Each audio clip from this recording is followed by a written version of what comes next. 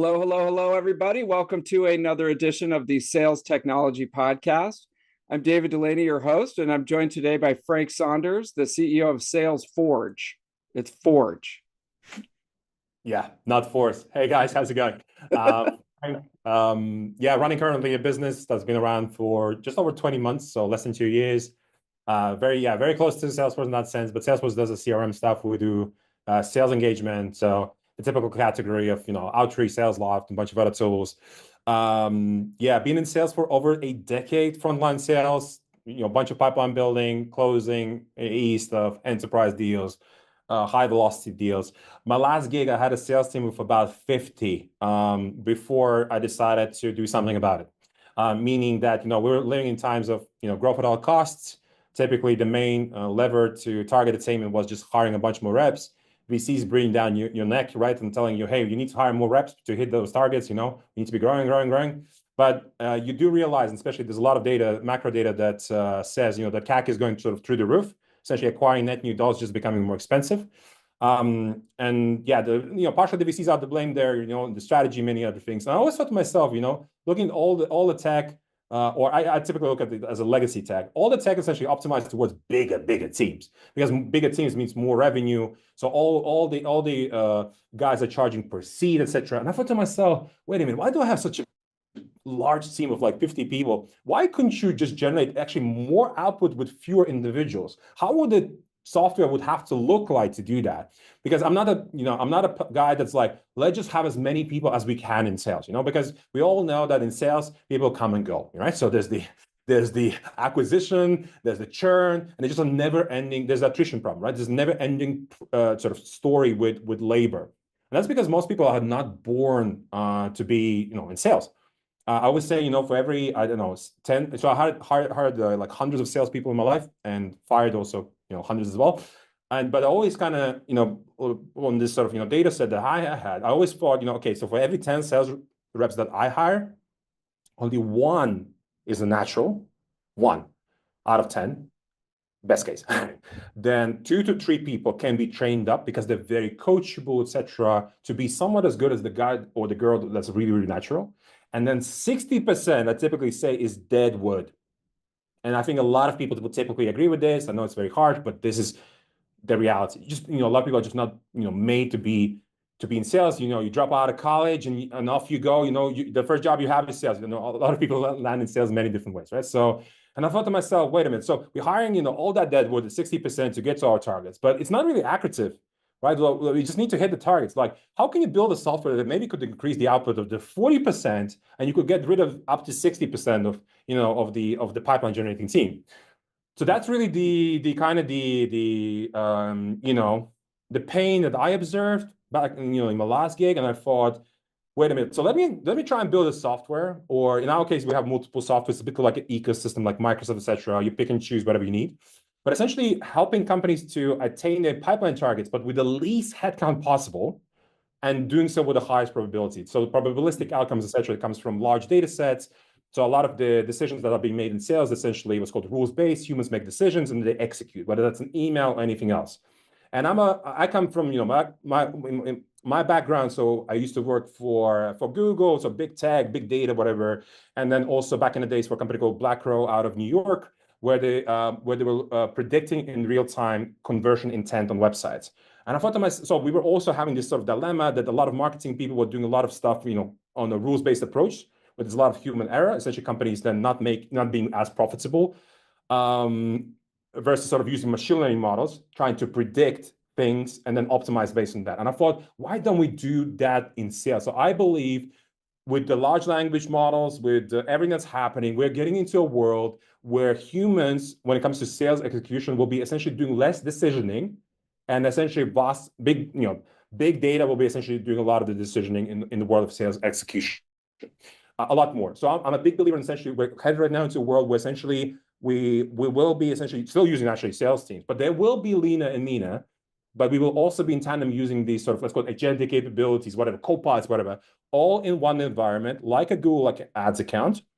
And this is how we're going to be maximizing pipeline coverage and reducing CAC. So we're looking whatever the unit is. The unit is, whatever, appointment scheduled, whatever you want to call it. And that's really the world I think that we're headed to, not just in sales and pipeline generation, but also like finance, etc. And as I said, if you look at the YC companies, they're able to generate more revenue per head, a lot more revenue per head than like 5 years ago due to LLMs and a bunch of other things. So that's what we're on to. That's what we're doing. We've been doing that quite successfully. I think last year, this time last year, there were just 3 co-founders in the business. And then we pretty much scaled from 3 co-founders to now 40 employees, thousands of customers. So doing pretty well. And I think we're the fastest growing software in our category in the first 12 months. So we scaled from 0 to $3 million in AR. And that's us. So. Wow, that's amazing. Okay. So when you think about throwing more bodies at the problem, I think that was the growth at all costs model of, that ended kind of 2 years ago, was just hire a bunch of people. And the more headcount that we have, the better, and SDRs and AEs and all these people. And then as soon as you hit a hiccup, in the economy, then, okay, now we're going to lay off a bunch of people. Yeah. And it's a very old school mentality. And do you think that we were hiring all these people because they're spending a lot of time doing grunt work, basically, like that is better done by the technology that has come to the forefront today? Instead of having to hire 10 SDRs, you really only need to hire 2 or 3. Exactly, yes. So that's what we're headed to. And I think a lot of sales leaders will also agree with that, especially the companies that understand that you can achieve the same output levels with a lot fewer humans today.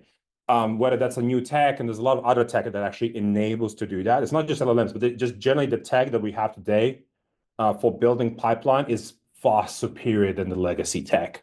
It doesn't matter on the data front, execution front, a bunch of kind of other areas, because we're all trying to get rid of the dinosaurs and kind of use the best-in-class tech. And then we're seeing the fruits of that as in, we were able to achieve the same pipeline coverage of 3x, versus target with fewer humans. And it's like, you're like, wow, it can be achieved. So, of course, then you end up hiring fewer SDRs for your company. But like, do we see actually a world where SDRs are losing jobs? If you look at like job boards like Indeed right now, actually the number of jobs for SDRs is actually increasing right now. It used to go down right now, and then right now it's kind of going up.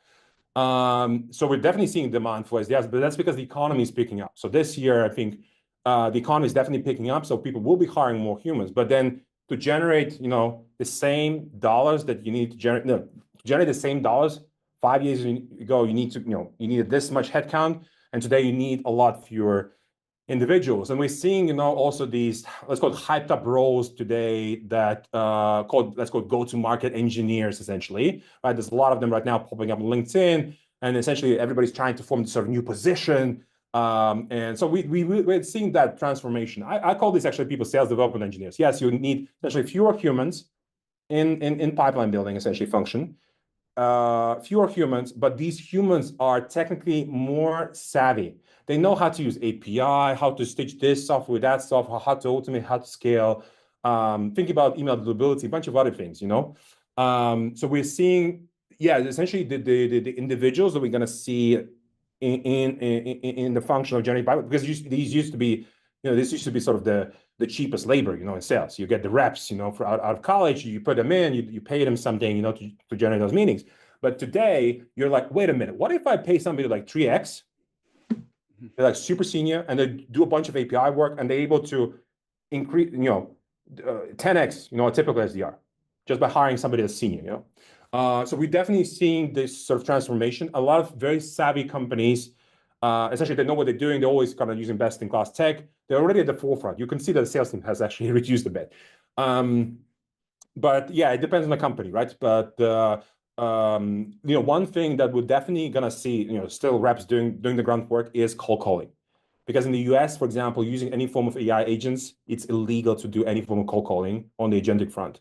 But you can use AI agents, let's say, for inbound, right? So if you have an opt-in, you can definitely use an AI agent. I highly recommend that you do that. You're hitting them hard, with a 2-minute SLA, you're calling up, right?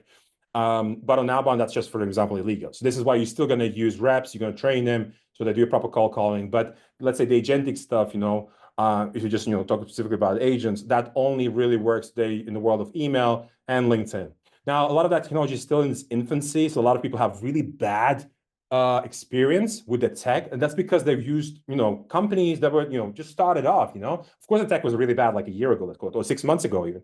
The tech is getting so good, and the reason why it's getting so good is because all the VCs are plowing billions and billions. Doesn't matter OpenAI or the eyes the companies in the Bay Area, etc. So definitely, I'm betting big on the fact that we will be living in the world where I'll be operating software and I'm going to spin up an agent, and then the agent will do something, and then I'm doing something, and then you'll see the overall output levels, significantly increasing.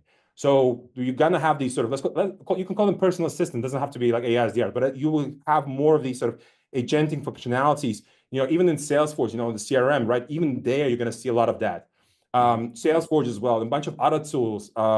But and I think that's that's where we're headed, because so we're going towards a world where if you're not gonna use if you're not gonna use softwares like NATM, like Make.com, trying to figure out a way, how do you kill repetitive stuff, meaning, anything from a business operation standpoint, if you're not applying these workflows where you can essentially plow in agents, right, or OpenAI, right, to kind of feed context and then do some form of execution, you will end up hiring ultimately more humans. It will be more expensive, etc. So the companies, the best-in-class companies from last year, like observing what do they do. So I'll name some other companies which are pretty cool in this space. Let's say Chili Piper. Chili Piper, if you just read what they do, how they think about stuff, how to think about being lean and mean, like leveraging, tech that allows them to reduce the pressure to hire individuals.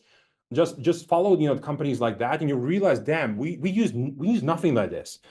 So if you don't use anything like anything similar to fire various automation, so to feel like this is like a machine that you join. You come into a company, if something is wrong, there will be a ping inside that will inform you something's wrong, right? Or if something good happens, you're also going to get informed. So that humans don't have to proactively query stuff in the CRM or whatever. And will tell you, when something happens. So that's the sort of business that you want to be in. So that experience I used to have at Google. At Google, everything is automated. It runs like a machine. Google is Google. How do you have this sort of Google experience internally as well? In a tiny startup, we have only 40 people. Like, how do you recreate that Google feel where everything is automated, runs like a machine, and you don't have to do anything repetitively because, there's that engine, there's that brain that you've created, doesn't matter, rules-based, AI, using AI agents, but just think about it. Because if you don't do it, you will still need to do the, repetitive work, the groundwork, and you will end up hiring people, resulting, in higher cost base ultimately. So yeah. Yeah. No, it's amazing. You see posts now on companies that have, 2 or 3 people, and they're doing, millions of dollars in revenue. And they've really embraced this. So if you're kind of a sales sales leader who is just either starting and you're building your team, or you've got an existing team, maybe they're not an engineer, or they don't come from a Google background. Where should the sales leader start in setting up their system like this? And or should they just get SalesForge? It depends, so it depends where you think is the problem. So if you have a bunch of processes where you're saying, like, none of the off-the-shelf solutions will really help me, I really need to do some, let's call it custom work, then you should probably get some automation agency consultant that can do that for you. They will come in, they'll spin up this whole thing for you, and they'll leave you to it. That's probably one of the best things you can do, right? Beautiful, the investment is crazy good, because once you set up, the automation just runs forever, like, if you think of it, yes, it costs a bit of money to set it all up, but you will see the fruits of that, right? For many, many quarters, years to come. You may want to implement more, etc. But for example, we hired a guy, so it's not a full-time employee, but we hired a guy. We have a guy for like 20 hours a week, so part-time, and all he does is spins up these workflows. He's very expensive, but he's very good, because I'm thinking about, damn, this thing will be here 12 months down the line, and maybe 5 years down the line, and keep on doing the same thing, and I don't have to really think about it anymore. as a CEO or as a VP, I have this sort of feeling that essentially, if something is wrong, I'll be informed, etc. Imagine you have that sort of feeling that you have to be worried about stuff. So it's very important you kind of create for your feeling, because ultimately you are increasing probability of attaining your target by not worrying about the things that may go wrong. If something may go wrong, you'll be informed, right? So you want to also create that for yourself sort of support function, even if you're like a tiny team of like 2 or 3 individuals. Then yes, there are what's called off-the-shelf solutions. We have one, but there's also a bunch of other off-the-shelf solutions. It doesn't matter, call those AIs, DRs, or some bunch of other copilots, etc. But think of it this way: like, is it like a big pain point that you're currently observing? So, for example, if you have a huge pipeline problems and you can't figure out with your current, team what needs to happen to generate more pipeline. Yes, maybe hiring an agency or AI SDR, some sort of solution like off-the-shelf solution. Yes, could be an option, because really, as a business, you only have really arguably sort of three options to generate, let's say, pipe. First, you hire people and you need to train them, right? Option 2, you hire an agency consultant. They will actually generate pipeline for you, right? And option 3 right now, which is trending, right, and people have different experience, is this sort of fully autonomous or semi-autonomous sort of capability, right? These are really the 3 main options how you can think about generating pipeline, but each of them has its ups and downs in terms of kind of approach, but sometimes you can actually use them in tandem. So I'll give you an example. I have a sales team of literally 3 people. My sales team of 3 individuals, we generate over 100 demos a month, outbound only, 3 individuals. That's without AI agents. Without the agents, I generate 100. Now I want to generate more pipe. Why wouldn't I, right? So if an agency comes to me and says, Frank, I bet you generated a bunch of demos, but I could generate even more for you. Sure, let's go. Why wouldn't I want to have more pipe? If I'm able to convert that successfully. So definitely, I would want to work maybe with an agency consultant. And then option 3, AI agents. Do I use AI agents? Of course I do. So while I'm talking to you, Agent Frank, which is the name of the agent, he goes out there, messages the prospect with a very great email. If the prospect comes back, we have a conversation and books really fully autonomously the meeting. That's the third option. Ideally, like if all 3 options work for you, do all 3 options. You shouldn't just say, I'm just, hiring people and I'm doing this. I'm just using an agency, whatever. There's typically some benefits of there are definitely benefits of using all these 3 approaches. So for example, the agency will be probably the smartest path, because they work with a lot of different clients, right? So they can then replicate the learnings from other clients over to you. Super powerful, right? Then your own team, naturally you have a lot of control. You can train people, tell them what to do. And then the agentic stuff is like, well, it runs. It's like maybe like a black box, but it does its thing. And you're like, let's see what this whole thing can do for us, right? So I'm a big believer you should be always generating learnings. So I can generate learnings from my own team, how they perceive the software when they use what we call the human path. I can extract learnings from the agency because they work with a bunch of other customers, maybe work with my competitors, pretty cool. I can maybe learn from them. And then, of course, the AI agent, but all of them have a different approach. But if your TAM is like humongous, definitely try it out. If your TAM is tiny, let's say enterprise sales, named accounts, maybe about 1,000. Well, if you have only 1,000 named accounts, yes, you should probably hire your own personal, your own team and just go after that, right? It really depends on, every naturally business is different, TAM sizes are different, the pain points are different. Sometimes, the highest conversion rates are on phone, right? Maybe you should just call calling. Maybe you only can actually generate pipeline on LinkedIn. That is also sometimes the case. And sometimes maybe it's on email, right? So it's also about, which of the channels converts. And sometimes you want to see naturally like, okay, if I do multi-channel approach, so I have 2 channels, do I increase my conversion rate? Typically that happens, right? So all of that you need to generate. And I think one of the biggest problems is you're not generating learnings. You're not really sure what works, what doesn't. And whatever works, you want to double down and maybe 10x that if you're possible, right? And whatever doesn't work, you want to cut that off. If an AI agent solution doesn't work, cut it off. If the agency didn't deliver your pipeline within 3 months, cut it off. Doesn't mean that you cannot try maybe another agency, another AI SDR. You should definitely try that, because it's not like, if the agent didn't work, no agencies work. No, it's just, that agent didn't work out for you. Go and try, typically I was saying like, so try 2 or 3 solutions. You can also do a bake-off, right? Do a bake-off between 2 or 3 agencies to see which one of them performs. So if time is money, you have to generate pipe fast. I would sometimes literally hire 2 or 3 agencies. Some other companies that are super smart, they're like running literally 2, 3 AI SDRs, trying to figure out what works. That's really smart. Running in parallel, trying to figure out what works, what doesn't. And one works really well, one is like average, and one that doesn't work. So you cut off the one that doesn't work, try to optimize the one that sort of works. And that's really probably the smartest way of doing things. And then I think most of us know what means hiring humans, training them and everything, right? So, but really, these are the three options, especially in outbound. And on inbound, I'm not going to touch that, but there's a lot of other cool stuff you can do in inbound. I think one thing that I really observe, which is different on inbound. So two things, I think some people will know that. One is they use sort of the de-anonymization tech. So essentially people landing on your site, based on IP address, you can see what is the individual who's on your site. If it's an ICP, you want to engage, right? Because there's a lot of people that land on your site, but the conversion rate is, what? It's like less than 5%. So if the user lands on the site, he didn't progress to the funnel, you probably spend some money on Google Ads to acquire that user. You should definitely go after that user, right? So that's why using tech like de-anonymization tech, there's a lot of that. So there's like a company called Maximize.ai. There's RB2B. There's like so many of them. Vector actually is a cool one. So there's all of that tech. So you can identify users, companies on your site, and you should be going after them, right? So there's also Clearbit, right? The good old guys acquired by HubSpot. But then the other tech that really gets me pumped up, actually. So of course we use a lot of AI agents, but we also big believers in humans. So what does that mean in our terms? So if you go to our site right now and you're gonna go to a high intent page, like pricing, integrations is a high intent page for us, and you're gonna start scrolling, you will see this sort of pop up, I believe, on the left or on the right, which will be like, hey, would you like to talk? There's like a little video.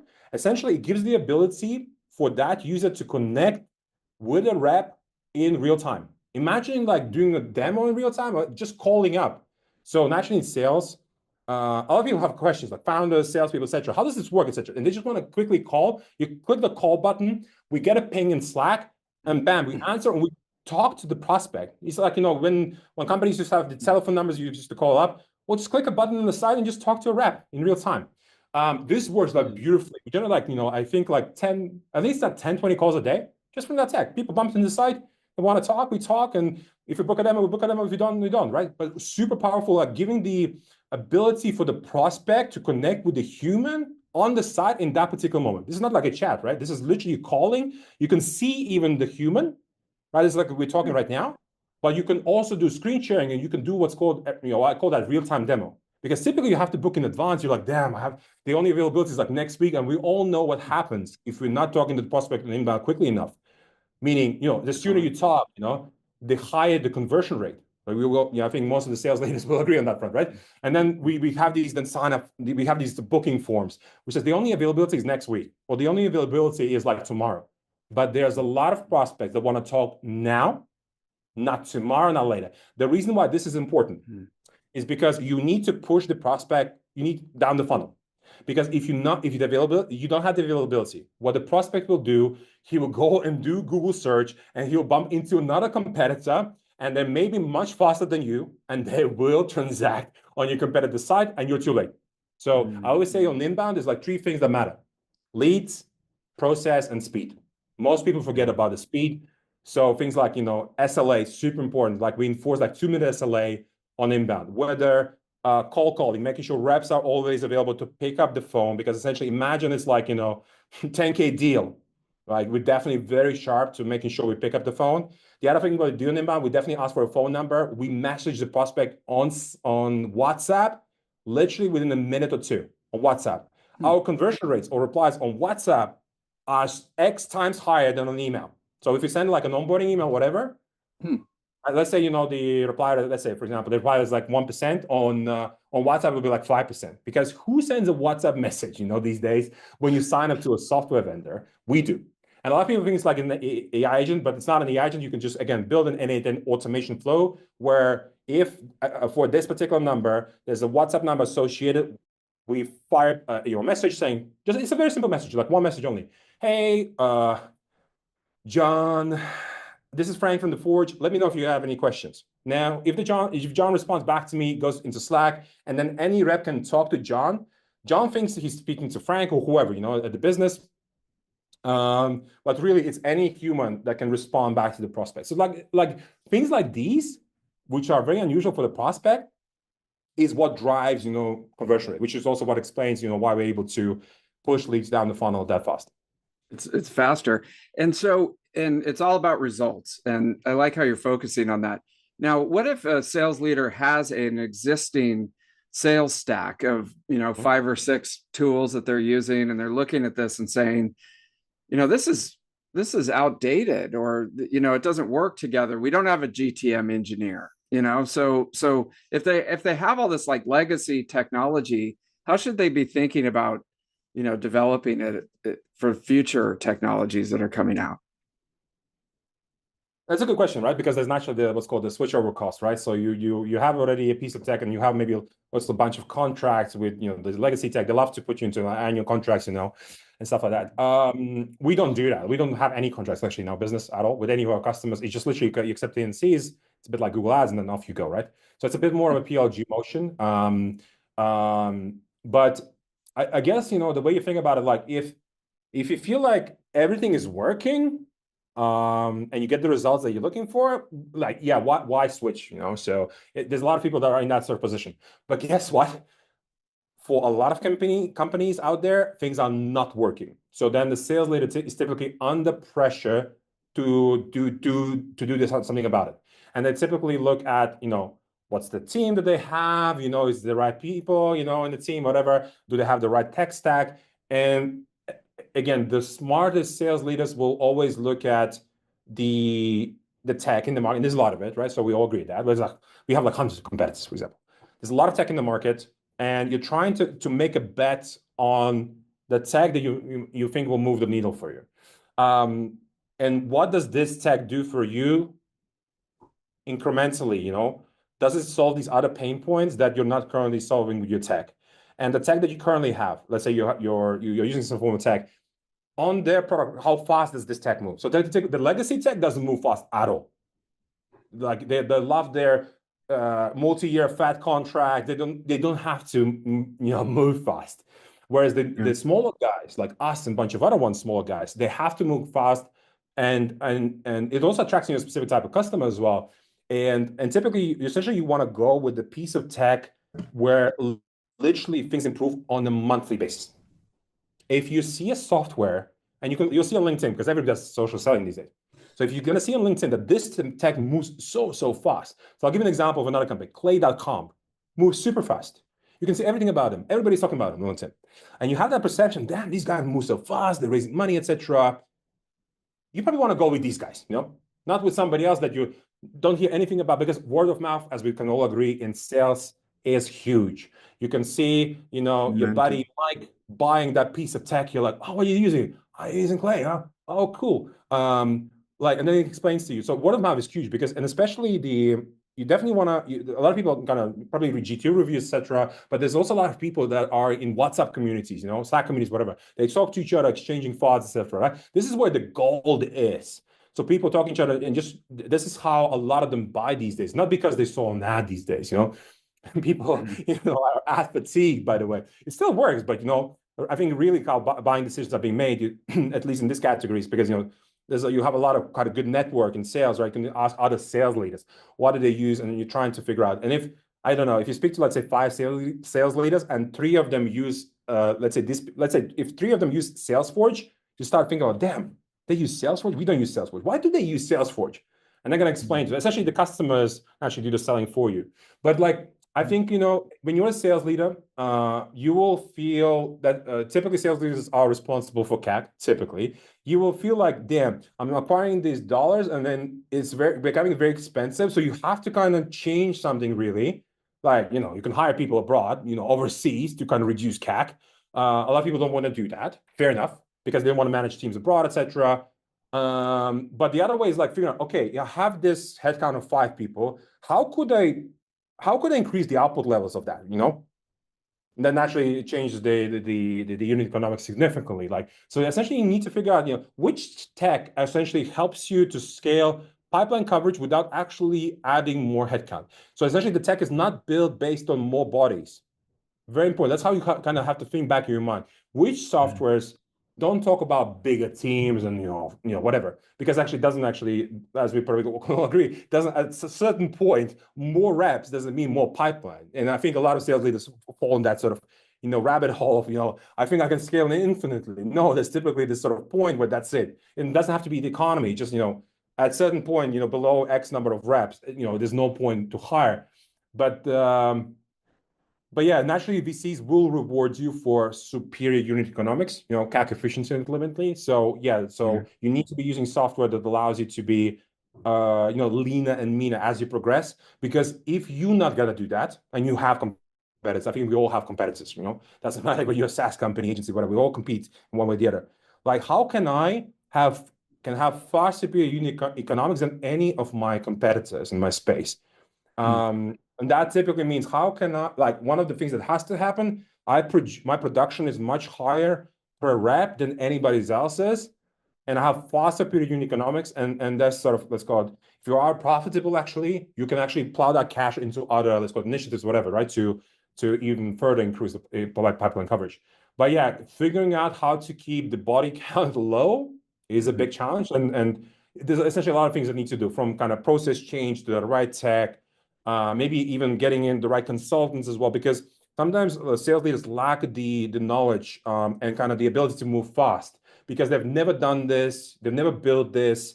But like plugging in consultants fast, sometimes multiple literally consultants, like sometimes literally 3 to 5 to kind of overhaul the organization in the next 6 months in a much more efficient, to be producing, a lot more. A lot of people shy away essentially from that. Mm. But yeah, there's so much, that can be done these days. And I think that really the unlock for a lot of companies that happen is literally the introduction of LLMs, AI agents, a bunch of these other things. And this will only accelerate. So if you're not taking action, I mean, others are, think of it Yeah. this way. Yeah, thinking like a business owner versus most, I'll just make a general statement, but most salespeople think of the top line and whatever it takes. I don't care. I'm only going to work here for 2 or 3 years, so I just want to bring the deals in and get my commission and move on. But it's really thinking holistically, not only the top line but the bottom line and how efficient you are in that. Frank, this is really interesting, and thank you for all the advice. I got one last question for you. Your profile talks a lot about bacon, and you're almost like an obsession. Where did this come from, and what do you like about bacon? Everything from eating it to bringing it home, actually. So I think most Mm, folks, I think, if you're familiar, it comes from the saying bringing home the bacon. We literally bring okay, home the bacon. I got Um, you. if you just chat GPT, a lot of people actually don't, outside of the US, don't even know why is this bacon emoji? Like literally, I have bacon emoji on LinkedIn. I always say, there's a thing about personal branding. One of the things how you can have a recall about a brand or a company or an individual is Yeah, literally put some sort of, emoji on it. So for me, it's bacon. But a lot of reps out there in the US, especially, like Frank, I love bacon, and they understand that it comes from bringing home the bacon. So bringing home the commish, bringing home, you're the like breadwinner. In Europe, there's a lot of countries where you're a breadwinner, you bring home the bread essentially. It depends on which part of Europe essentially you're in. yeah, But in the US, it's like bringing home the bacon. So it's because bacon essentially implies commission, sales, success, money, everything essentially. This is what the VCs want. They want the bacon. yeah, And so then, I always say, this, also just in sales, like just not as a business, also from a scaling standpoint. Yes, you mentioned this unique positioning. I agree with you. And then, but as part of the unique positioning, you also need to do the branding piece as well. You need to brand yourself. How do you talk about the company? What's the vibe? Because at the end of the day, when you buy tech, when you rent tech, right? When you rent the technology, you're not just renting the tech, be it good or bad, but you're also renting the team that's behind the tech. And a lot of people forget about it, you know? mm, Like, would you want to buy from people that know what they're doing, or they sound cool, they feel cool, whatever? And Clay is an example of that. A lot of people can see Clay on LinkedIn. Like, oh, Clay is a cool company. I really want to buy from them. So branding is a big piece. And yeah, a lot of people forget about it. So you also have to figure out, how do you brand? How do you differentiate yourself versus anybody else? Because everybody else is boring. And then there's Frank, the bacon guy. So yeah. think about it. So He's bringing up the bacon, and just so you know, there used to be slang in the United States that bread was money. They it kind of that term died out a little bit, yeah. but like in the 60s and 70s, like if you were like making a lot of bread, it means you were doing really well financially. So Yeah. Oh, yes. yeah, Yes. but I mean, in addition to bacon I somehow, yeah. completely agree. I mean, humans, we're at the end of the day, we're humans, we're emotional, you know, ushy gushy creatures, and we want to vibe with the brand and the company. And I do think that Clay has done a really good job with that, Yeah, and I think you're doing a great job with that. So, thank and the you. bacon got us talking, right? Why does Frank like bacon so much? Okay, now it makes sense. So, Mhm. well, Frank, thank you so much for coming on the show. I got a whole notebook of notes here, and I think it's super valuable information, especially for sales leaders who maybe they're not engineers, they haven't worked at Google, and you got to think holistically and focus on results. And that's exactly what you're doing. If folks want to get in touch with you, what's the best way to engage? Typical place, LinkedIn, or if you want to talk to one of our reps, you go to SalesForge and call us We essentially. could do it So immediately, right now. you can call me. Yes, go on the site and call me. Okay. Because I also sometimes pick up the phone. Like sometimes the reps go for lunch break or whatever. You pick up the phone and then yeah, it's a typical place. Honestly. Nonstop. All right, Frank. Well, thank you so much for coming on the show, and we'll track your progress with great interest. Thank you. Thanks. Cheers.